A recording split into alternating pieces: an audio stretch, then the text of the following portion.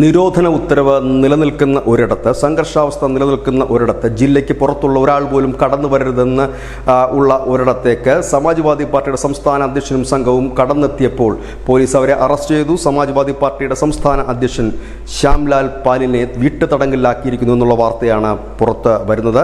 സംഭാലിൽ കഴിഞ്ഞ ദിവസം സംഘർഷമുണ്ടായി. ഒരു മസ്ജിദിന്റെ സർവേയുമായി ബന്ധപ്പെട്ടുണ്ടായ സംഘർഷത്തിൽ 4 പേരാണ് കൊല്ലപ്പെട്ടത്.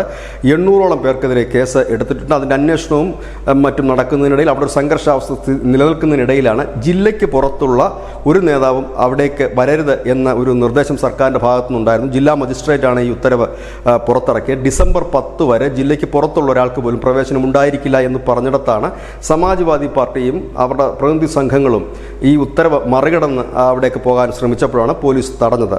എന്നാൽ സമാജ്വാദി പാർട്ടി പറയുന്നത് ജില്ലാ മജിസ്ട്രേറ്റിൻ്റെ ഉത്തരവ് തങ്ങൾക്ക് രേഖാമൂലം നൽകിയില്ല എന്നും ജില്ലാ മജിസ്ട്രേറ്റ് ഫോണിൽ വിളിച്ച് അങ്ങോട്ടേക്ക് വരരുത് എന്ന് അഭ്യർത്ഥിക്കുക മാത്രമാണ് ഉണ്ടായതെന്നുമാണ് പറയുന്നത്. ഏതായാലും ഇപ്പോൾ ഇത് ഉത്തർപ്രദേശിലെ രാഷ്ട്രീയത്തിൽ ഒരു വലിയ കോളിളക്കം തന്നെ സൃഷ്ടിച്ചിരിക്കുന്നു. ഇതിനെതിരെ അഖിലേഷ് യാദവ് വലിയ പ്രതിഷേധവുമായി രംഗത്തെത്തി. പ്രതിപക്ഷ നേതാക്കളെ വീട്ടുതടങ്കലിലാക്കി പീഡിപ്പിക്കുകയാണ് എന്നൊരു വലിയ ആരോപണവുമായിട്ടാണ് ഇപ്പോൾ അഖിലേഷ് യാദവ് രംഗത്തെത്തുന്നത്.